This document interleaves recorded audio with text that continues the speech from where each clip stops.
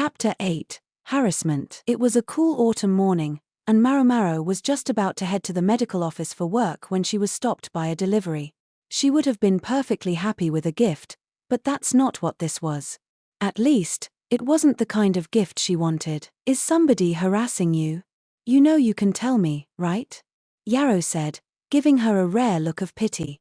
The look was coming from a safe distance, though Yarrow had backed up, frowning intensely. "Not as such, no," Maomao said, but she couldn't blame Yarrow for wondering, for inside the basket she'd received was something brown, a mass of dead bugs. Grasshoppers, specifically. Normally, it would have been a challenge to collect so many of them, but here they were, meaning they'd come from somewhere where the collecting wasn't so challenging. "I left that there because it came from the higher-ups, but I'd be very happy if you would get it the hell out of here," Dr. Liu said, thoroughly unimpressed.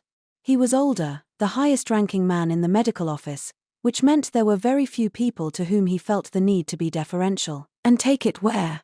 Maomao thought. She didn't want a basket full of dead bugs in her room. She had a good idea who had sent it, but that only left her more puzzled about what to do. Dr. Liu seemed to sense that she was between a rock and a hard place. He beckoned her over. "Use the empty room in the next building over," he said. "It wouldn't normally be mine to give you, but, just round up a few people with time to kill and do what you have to do. Quickly." He seemed to consider the matter to take priority over doing chores at the medical office. "Very well then, say, what was all that about?" Yarrow asked, tugging on Maomao's sleeve. Her lovely features were marred by a look of distress. Maomao grinned and decided to enlist the cowering Yarrow to help her with the bugs. Yarrow put another insect on the scale, her pallor deathly. Enan observed her with a flush in her cheeks. For her part, Maomao was silent as she measured the grasshopper's legs and wings. How many more bugs do you need?" Yarrow asked, picking up a grasshopper with chopsticks and no small degree of loathing. She did not love bugs.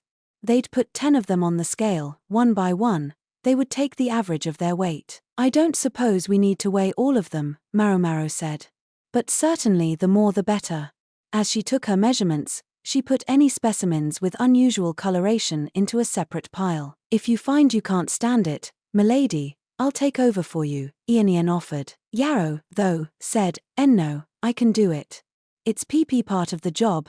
The question could only make her more determined not to be second best, as Ian had known perfectly well.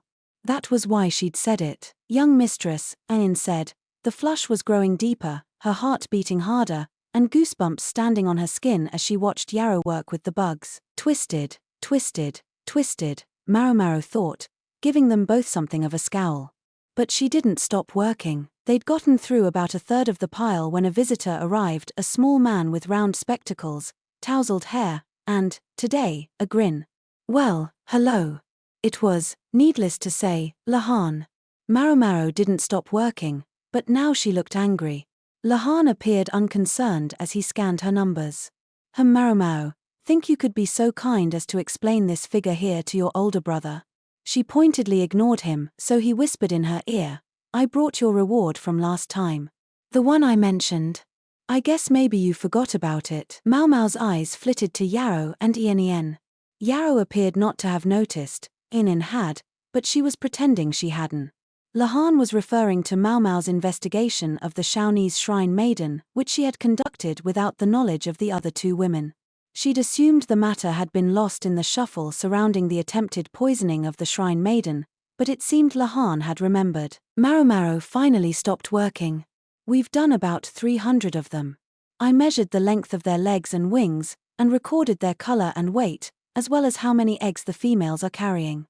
I think these grasshoppers flew in from quite a ways away." Lahan made noises of acknowledgement, flipping through the papers. What was he thinking? The collection of measurements might seem meaningless to ordinary people, but to this man, nothing was more interesting than numbers. Yarrow was still openly dismayed about the entire thing, but she finally noticed Lahan and did her best to say hello in spite of her fatigue. Maomao, thinking that this might be a good time for a quick break, was about to make some tea, but then she realized that maybe it would be cruel to offer Yarrow something to drink at this particular moment. "Here you are." Ian placed a cup of tea in front of Lahan, and Lahan alone. He sipped it, so absorbed in the numbers that the mountain of dead grasshoppers didn't even bother him. Maomao, what are these figures here? He asked, pointing to a group that was off on its own. Those are the values for our local grasshoppers. They're green rather than brown. I separated them from the ones that flew in from elsewhere based on their color, form, and weight. During a plague of grasshoppers, the insects themselves could experience physiological changes. The ones that had developed short wings were the ones that had flown from afar. Fair enough. How far do you think these could fly, if they were to do so? Maomao didn't answer. She was no specialist. At that point, Yarrow entered the conversation, although she looked as puzzled as Maomao felt. I can't imagine it could be very far, she said. A few li at most. I mean, they're just bugs. Lahan nodded. Interestingly, there was no other insect damage in the vicinity of the village where the swarm appeared. But to have so many of them, they must have been getting food from somewhere. Yet not, evidently, the surrounding area.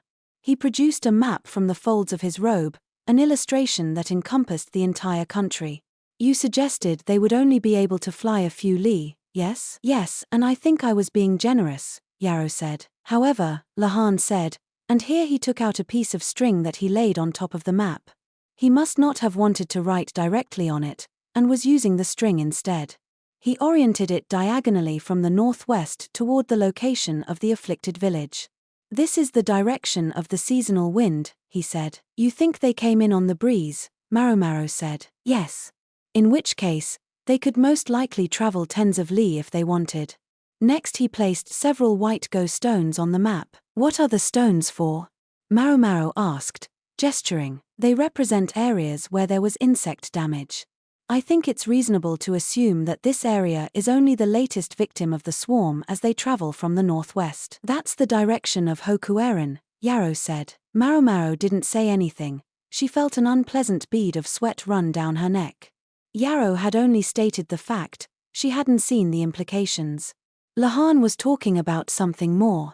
Hinin seemed to see it, but she chose not to say anything. She only watched her mistress fondly. Lahan bundled up the papers with Maomao's numbers. I think we've got enough here. Someone else should be able to handle the work after this, yes? I wish you would have let someone else handle it before this, Maomao grumbled. Lahan shook a reproving finger at her. I'm not the one who ordered this grasshopper investigation. I was only asked to see if the numbers were good.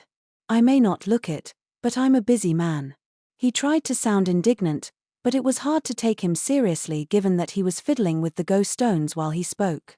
As for what he was so busy with, the stones in his hand told the story. He was occupied with a side job.